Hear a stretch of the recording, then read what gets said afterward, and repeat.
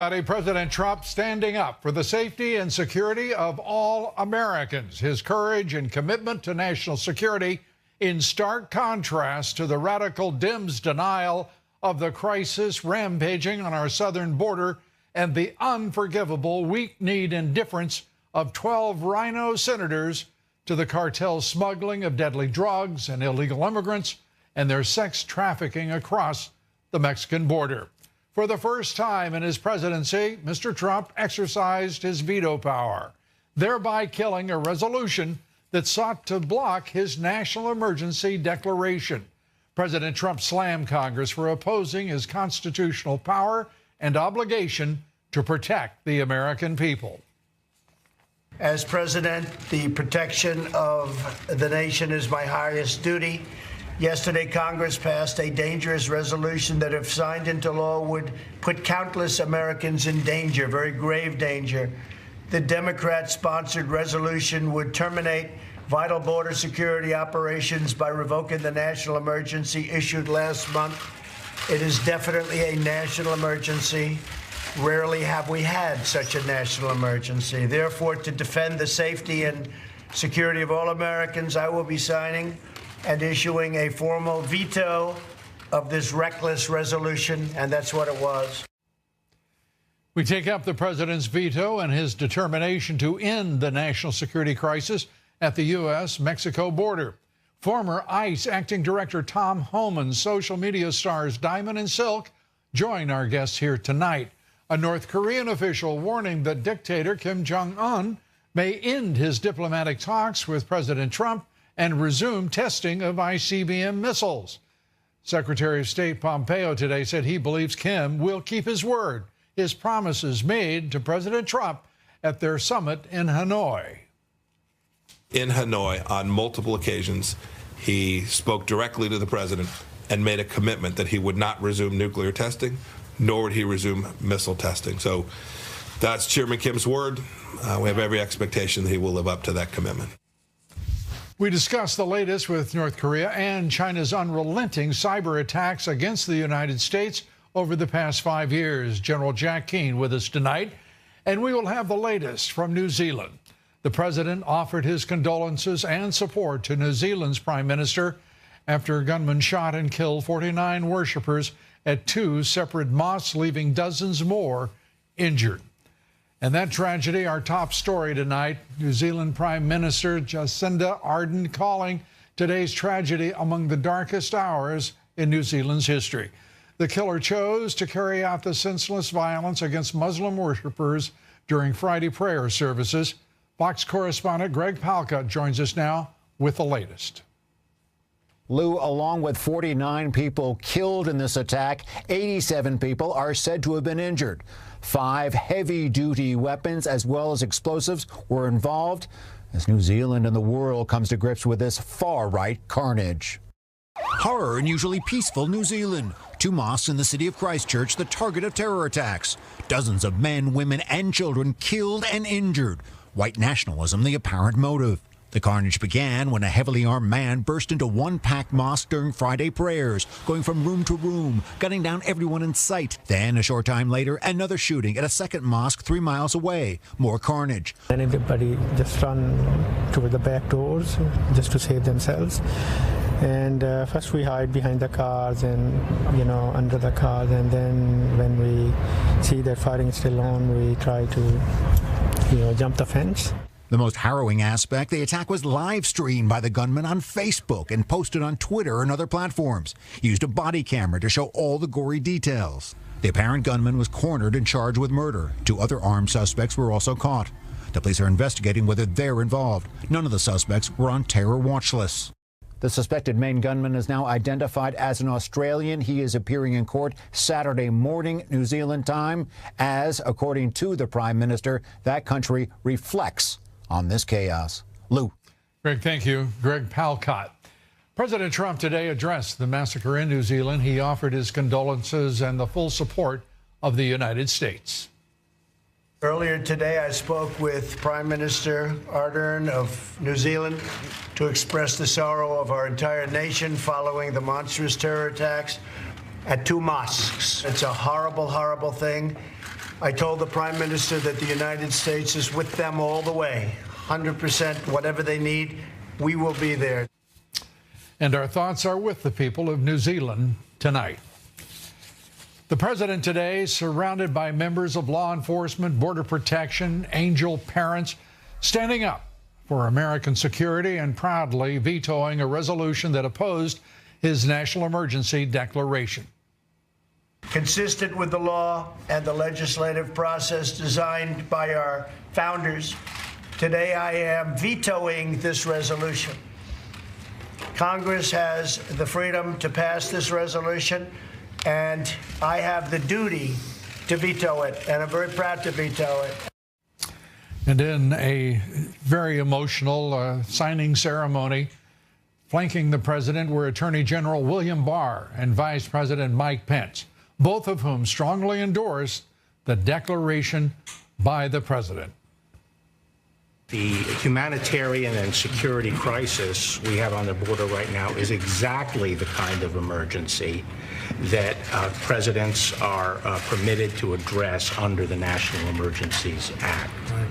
As you alluded to yourself, in the past 40 years, there have been 59 emergencies declared, and many of these have dealt with political conditions in countries like Burundi, Sierra Leone, Belarus. The crisis that we're dealing with today is right on our doorstep, and it presents a real, clear, and present danger to the American people. I don't know that I've ever been more proud to be standing next to your desk than I am today. With your strong support for the men and women in law enforcement, Customs and Border Protection, Homeland Security, and with I know what is your love and your heart for these angel parents, you're keeping your word by vetoing this legislation, by finding the available resources to build the wall, address this emergency, and secure our border. And President Trump doing more to secure that border than any president, keeping his promises to prioritize the safety and the security of the American people. The president's veto goes a long way towards securing that border and protecting American communities from the influx of crime and drugs, sex trafficking. Nobody knows that better than our next guest, Tom Homan, former acting director of Immigration and Customs Enforcement, Fox Business contributor. Tom, good to have you with us.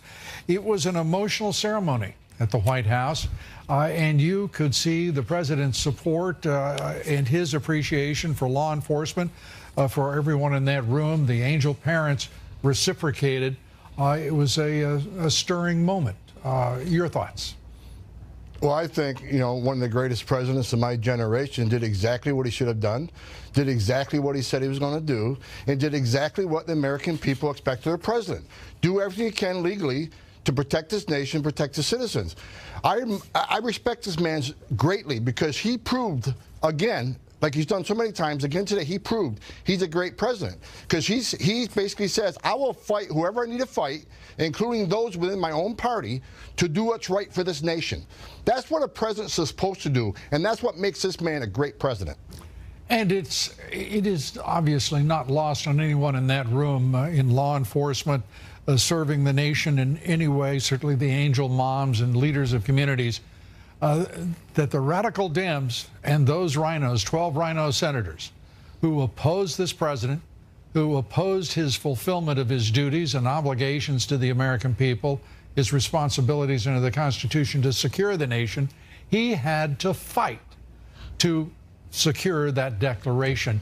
This is going to have huge ramifications, don't you think? Well, look, he's a fighter. If people think they're going to back this president down, he's going to run away, he likes a good fight. I mean, I've met him many times. This man will fight to do what he thinks right for this country. As far as the 12 Republican senators, I'd like to know, did they talk to one Border Patrol agent? Did they talk to any experts? I spent 34 years on the border. I've seen it. I've lived it. I'm telling you, I've done this job for 34 years. There's a crisis on the border. Anybody who doesn't believe that is ignoring the data, ignoring the videos, ignoring the men and women on the ground who deal with this every day. So it's very disappointing. But if they think they're going to beat this man down, they're not. He's ready for a fight, and he proved that again today. I don't know that they were trying to beat the man down as so much as they were trying to further injure a country that is right now wounded and in considerable pain. The radical Dems, those rhinos, greatly responsible for what pain we're going through. The American people understand this. And without this president, I believe his base, the supporters throughout the Republican Party, his numbers are 90% support among the Republican Party because he cares about them. He cares about the American people and the nation. This is, to me, it's a travesty that he's hounded. He is besieged by the left-wing media, the radical Dems, while he is the only one, it seems at times, trying to do the right thing for this country. Look, they can pick on his approval ratings all they want, but his approval ratings are a hell of a lot better than Congress's. Look, I said, I've done this for over 3 decades. Congress has failed for 3 decades to address the national security crisis on the border. We finally have a president who said he was going to secure the border, and he means it. He's going to do everything he can to secure this border. But I still say a big group are trying to beat this president down. They've never accepted him as their president, especially the Democrats. Look, I was out in the green room and Fox News, and I see all these articles up on the wall saying everybody's aghast with President Trump said he might not accept the results of the election back in 2016. Oh, yeah. All these stories. And guess who didn't accept the results at the end? It was the people who says, shame on him for not accepting the results. They're trying to beat this man down, and they're not going to do it. I think he's a great president. I think he's going to stand strong, and he's going to fight. Yeah, it is the sanctimonious and the hypocritical who challenged him on that question, whether they were in the media or whether they were in the Democratic Party. And by the way, some in the Republican Party, as I recall rather clearly. He is the one who's been betrayed, and they are the ones lacking the integrity and, frankly, the class to stand by an election that actually was the right result for this great nation. Tom Homan, thanks so much for being with us. Always great to talk with you. Thank you. Thank you, Tom. Still ahead, more on President Trump's veto of Congress's reckless emergency resolution. Congress's vote to deny the crisis on the southern border is a vote against reality. It's against reality. It is a tremendous national emergency. It is a tremendous crisis. And could Kim Jong-un resume nuclear testing? Could he resume missile tests? We'll take that up with General Jack Keane. We'll have his answers when we come back. Stay with us. Will he or will he not? North Korean officials saying that Kim Jong-un is deciding whether to suspend talks with the United States and resume nuclear and missile testing. Secretary of State Mike Pompeo insists that would be a promise broken, that he expects Kim to live up to his word, his promises made to President Trump at their Hanoi summit. Joining us tonight, retired 4-star General, Fox Business Chief Strategic Analyst, General Jack Keane. General, let's start with Mike Pompeo's confidence. Do you share it? General? Yeah. I thought you were going to show a statement. I'm sorry. No, I thought, do you share Mike Pompeo's confidence? Well, I don't believe in taking Kim Jong-un's word on much of anything, to be frank about it, Lou. And I think history's on my side. But I was not in the negotiations either. But I do believe this. Kim Jong-un miscalculated at the Hanoi summit. He went there with the same essential game plan that he and his father and grandfather used with previous administrations. That is, give up a facility, nuclear facility that is, promise to give up nuclear weapons, but ask for sanction relief in return. For the life of me, I can't believe he didn't understand that Trump would not take that deal, given the relationship he established with him. And he went home, I believe, with his tail between his legs a little bit, and he's got to deal with his elites and his hardliners. And what we're seeing from him now is that he's trying to regain leverage. So he's saying, we may not continue negotiations. We may resume ballistic testing and nuclear testing. I frankly believe that he is going to resume negotiations because it's in his national interest. I do believe if he starts the missile testing, I think he also knows that President Trump will double down at that point. We're right back into the crisis on hostility mode, Military option will be back on the table, and we will double down on sanctions. I don't think he wants that, so I don't believe he's going to do it. Interestingly, Israel may have provided a very clear window into the future and realpolitik. When Hamas unleashed 2 rockets against Tel Aviv, there was no question what would happen in the Israeli security meeting called by the Prime Minister. Immediately, 100 Hamas targets attacked in Gaza. That kind of clarity does not exist for the United States, whether it be with North Korea. One does not know what the president's choice would be if Kim resumed missile testing or nuclear testing. We do know that for the past 5 years that the Chinese have been unrelentingly attacking, carrying out cyber attacks against U.S. interests, the U.S. Navy, the U.S. military, without response, without counterattack.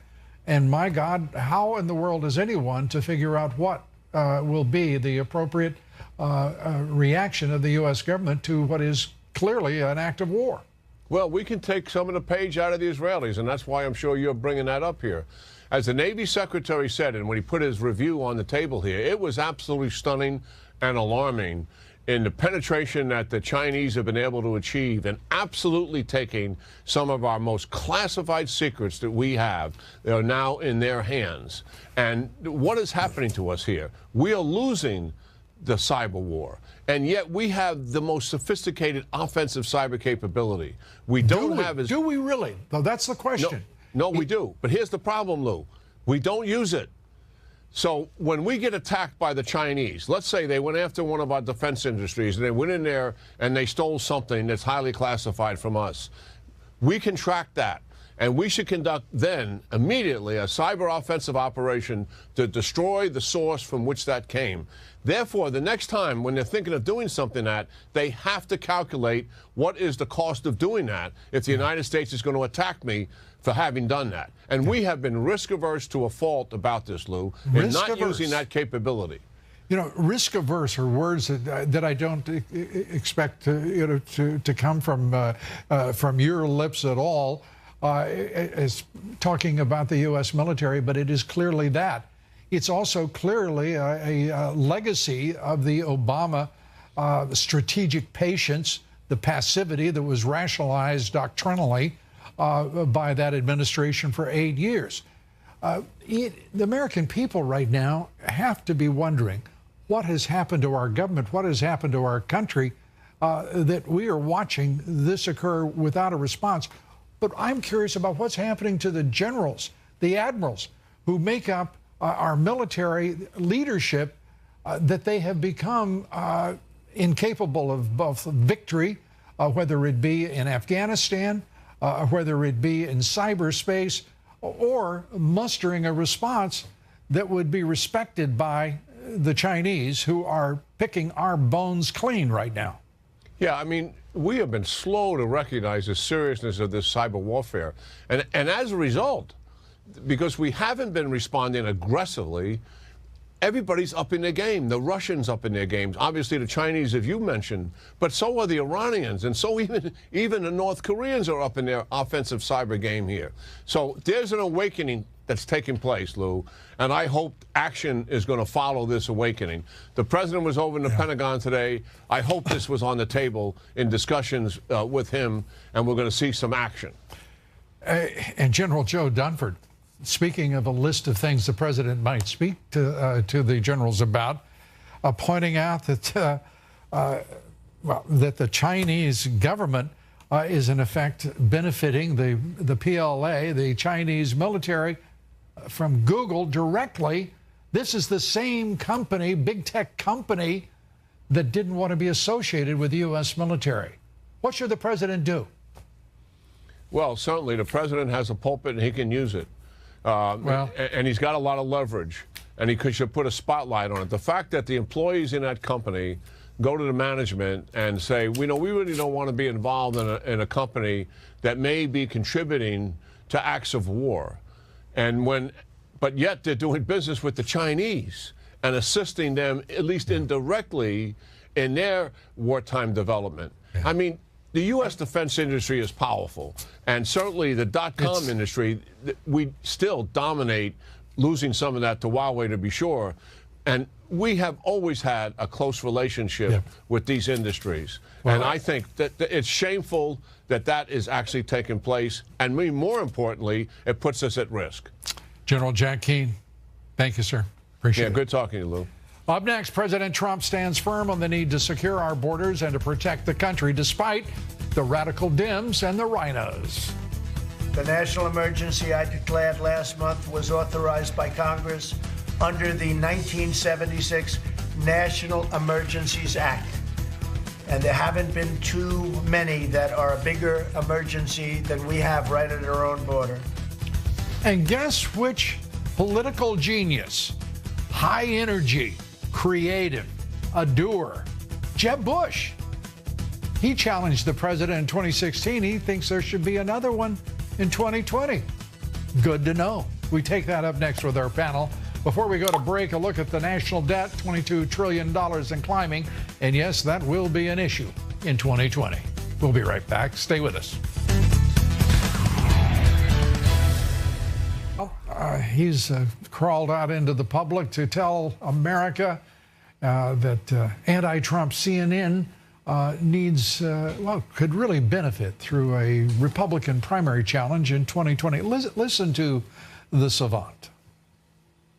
I think someone should run, just because Republicans ought to be given a choice. It's hard to beat a sitting president, but to have a conversation about what it is to be a conservative, I think it's important. The Democrats now are proposing new ideas, some of which I think are way out there. And if Republicans think they can just say that's bad and not offer a compelling alternative, that could be bad for us. Honestly, Jeb Bush is ignoring everything that President Trump has done, accomplished, achieved, that are historic in the first 2 years of his presidency, just blithely. It's one thing to be low energy, it's another to be low retention. Republican strategist, former chair of the Nevada Republican Party, Amy Tarkarian joins us, as well as David Bossie, former Trump campaign aide, Citizens United, and author. Good to have you both. Amy, let me first apologize for kicking your name. It's okay. And to say to you, great to see you. Your thoughts about Jeb Bush and how much he brings to the Republican Party, and how revolting is it that he would even suggest that he's a conservative?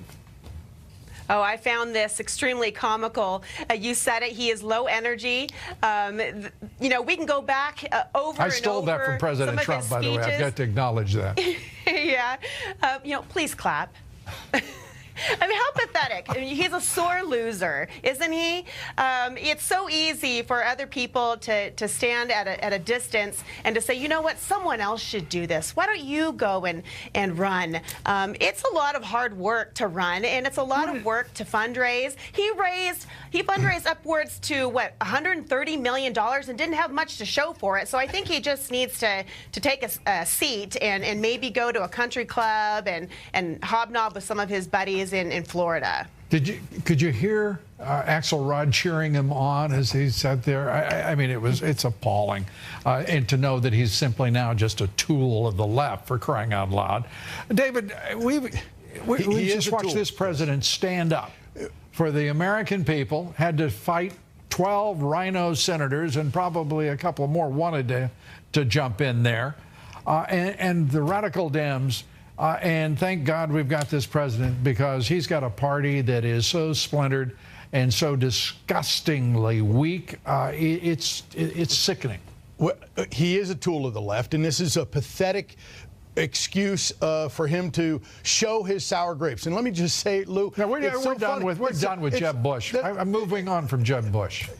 You know, I can't take any more of that. He didn't say that in 1992 when his dad was president. He didn't say it in 2004 when his brother was running for re-election. Jeb Bush is a pathetic loser, and he should just stay out of the limelight. And what about those 12 rhino senators I asked you about? What about those Dems? What about the party that's splintered?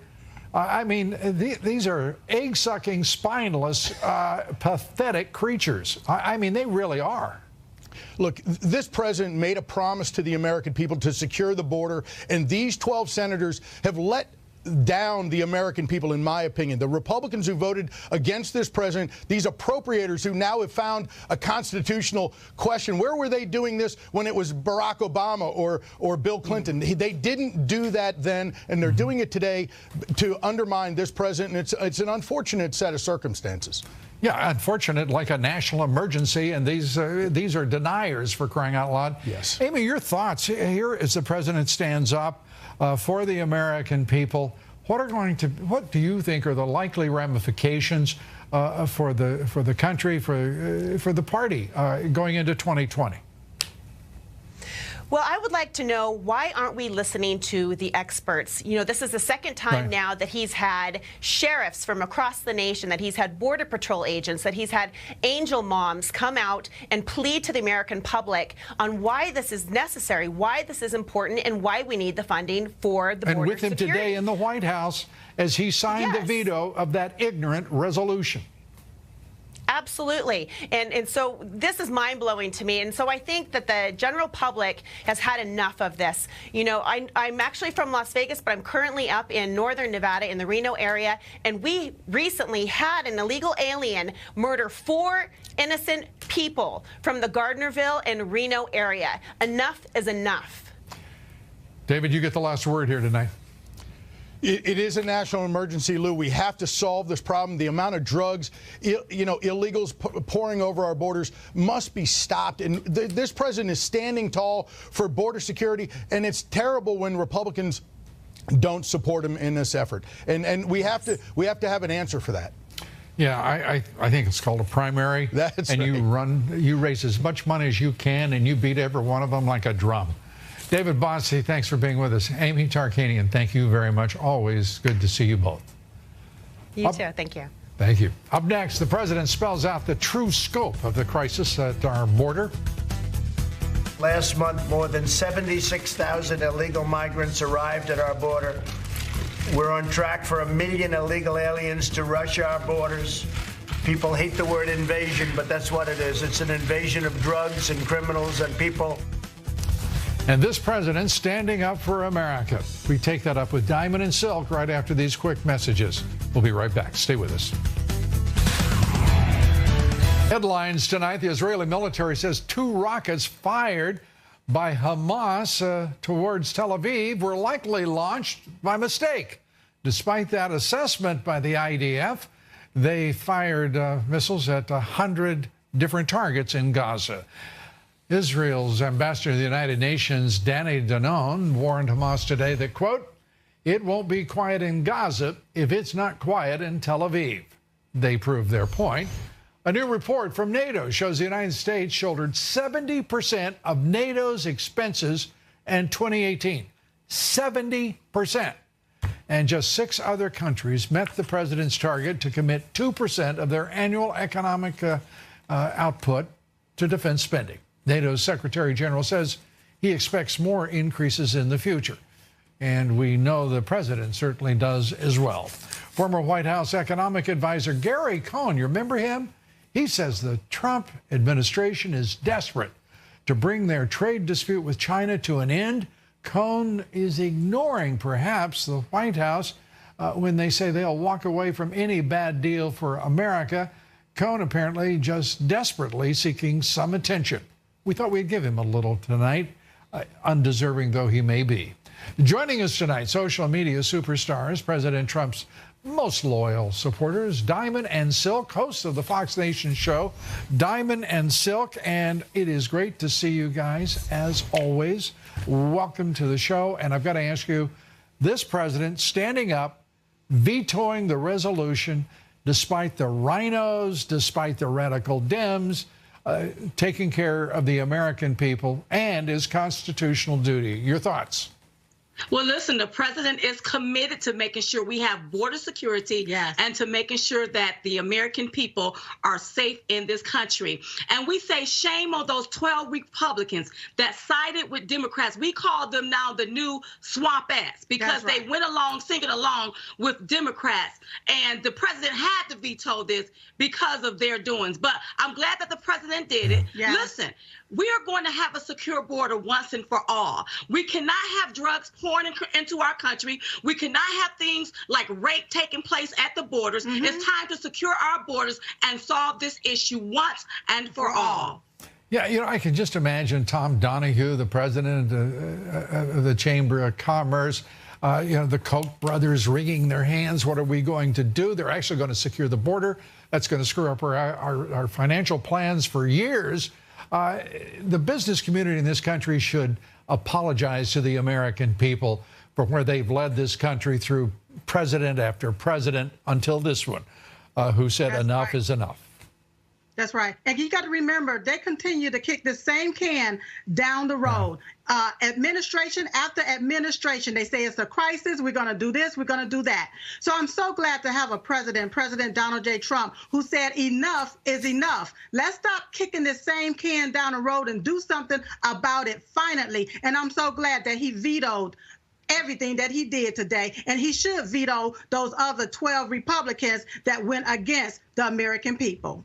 And Jeb Bush today, returning to the public. I know you have to be just as excited as I was to hear his thoughts about the 2020. There should be a primary challenger to this president. Jeb Bush thought that was himself in 2016, but then he ended up mincemeat in front of the Trump juggernaut. Your thoughts? Well, you have to remember, low-energy Jeb Bush has probably been asleep for 2 years. That's right. He don't even know the magnificent job, or he don't have a clue about the magnificent job that the president is doing for our country. But here's the problem. President Trump is a man like this here. He has the ability to pick everyone that's running against him apart piece by piece. And when he's done, ain't none of them going to be able to put themselves back together again. And if you don't believe us, you ask Crooked Hillary. She's still running around asking everybody what happened. None of them is going to be able to beat him. That's right. Even if it's a Republican going up against President Trump is going to win in 2020. And notice Jeb Bush said somebody else needs to run against him. That's because Jeb Bush is not man enough to do it himself. Diamond and Silk, telling it like it is, as always. Ladies, great to see you. Thanks so much. Thank you for having us. See you next time. Up next, President Trump says we'll find out about a China trade deal. He thinks it may take 3 to 4 weeks to get some clarity. We take that up and much more. Gary Kaltbaum joins us here next. Stay with us. We're going to take a look at this Trump economy. Stay with us. The Dow rallying 139 points. The S&P gained 14. The Nasdaq up 58. Volume on the big board picking up here on a Friday. 3.9 billion shares. The Dow up 2%. The S&P gaining 3 this week. The Nasdaq up. Are you ready for this? 4%? Can that be right? Can that be right? Crude oil also up 4%. We're talking $59 a barrel here, folks. Gold up nearly a point. Silver gaining 1%. What's going on with the metals, commodities? What's happening? A reminder, listen to my reports 3 times a day, coast to coast on the Salem Radio Network. Well, I said what's happening, and to let us know what's happening, President of Kaltbaum Capital Management, Fox Business contributor Gary Kaltbaum. Great to have you here. Pleasure's mine. Thank you. This is a market this week that, I mean, it's a signal moment, it seems, in the market. I just can't divine what's going on. Let's start with equities. Just watch technology stocks. They have been leading the markets up and down forever, and they're in fuego right now. And what's interesting, what hasn't happened is some of the big names are really starting to get going again. Apple, which was dead money for a while, that's starting to rip to the upside, and that's helping you. You saw the NASDAQ this week. Amazon, which has been dead money in the last few months, that's starting to move. And again, well, they're starting to talk about perhaps a margin actually focusing on profit. I mean, Bezos is losing his mind. All I know, he's done something right throughout the years, getting near $1 trillion. I owned the stock in, I think, 2001. Why did I sell it? That's all I have to say. Yeah, that's, well, I think the news would be good enough to carry you through on that stock alone. But it is striking to see Amazon talking about margins, profitability, focusing as part of the direction. Bezos has never said that before. That should be worth, it seems, a few points alone in the stock. You know what's funny? It used to move stronger when they had losses and nobody can define. Right. The fact of the matter is they're making big money right now. They're making big money in a lot of things. And the guy just seems to have done a lot of things right. I think the only issue is valuation at this point in time because earnings are growing well. And most importantly, sales are growing pretty darn well in a market right now where sales haven't been so strong. And speaking of mistakes made and choices made, Jerome Powell, I mean, everyone's excited about this guy. Suddenly, he is learning lessons, and it seems that they are taking. Is that too optimistic an assessment on my part of the august Fed chair? January 4th, 10:30 a.m., the 180 Powell, I call it. He learned his lesson, and I'll tell you what helps him out. We have a 10-year at 2.6, right. A 30-year at 3%. He's not going above that. So there's no more raising of rates. You have Europe and Japan easing. You have China easing. And we have the easy money scenario again. And that's what market's been loving for 10 years. So Powell is now on the market side again. And everyone is being turned into something of a globalist, no matter their investment strategy that they're attempting at least. Looking at China, worrying about its economy cratering, exports dropping, fell 30%, while their imports fell 5%. And suddenly there's a one-day reaction, but now everything is fine again, and people are talking about, the president notes, 3 to 4 weeks before we know what's going on with China. Your thoughts? China injected $87 billion into their money easing project a couple of weeks ago, 3 weeks ago, and the market started doing better. But there's no doubt they're heading south, their economy. When they report 6%, I call it 2%. You also have areas of Europe. They're in contraction. Japan's contracting. We are the best by far. And I was worried that we would be taken down by them. But now I'm starting to see that maybe Europe's starting to stabilize. If they get going again, I think we go back to 3 and 4% GDP here. Yeah, and the president seems very confident of 3%. And I'm going to follow his forecast because he has been right. The professionals have been wrong. Lots of them. Lots of them. And the Fed disastrously wrong. And I wonder if he had not interceded, would that 90-day nightmare inaugurated by Jerome Powell, do you think that would have continued? I complained about Trump complaining about Powell. I am no longer complaining about Trump complaining about Powell. I was wrong. Powell was going too far, too fast. The bond market was telling him so, and he was not listening. And I think that sometimes the markets are yelling and screaming at you, and he answered back. And I think part of it was Trump. I think part of it was Mnuchin right around Christmas time. It was no coincidence that right around then is when they had the big phone call and the big meeting. Yeah, Mnuchin, by the way, I believe he recommended Jerome Powell to the president, which I thought was an interesting choice. He's on the good side now. Okay, as long as he stays there. I think that Fed chairs and investors need to do the same thing. Pay close attention to markets. They'll lead you where you need to go. I say less is more from Fed chairs. Amen, brother. Gary Calbaugh, thanks so much. Pleasure. Appreciate it. Thank you, sir. Up next, the president earns high praise from law enforcement for securing our southern border and supporting them. This is not political propaganda. We have a dire crisis on our southwest border, and Americans share a stand behind the President of the United States 100%. He has had our back, he's had the Americans' back, and we stand behind you solidly for what you're doing here today. This is unprecedented for a president to take this type of action. And we commend you, we applaud you, and I salute you, sir. More on that when we come right back. Stay with us.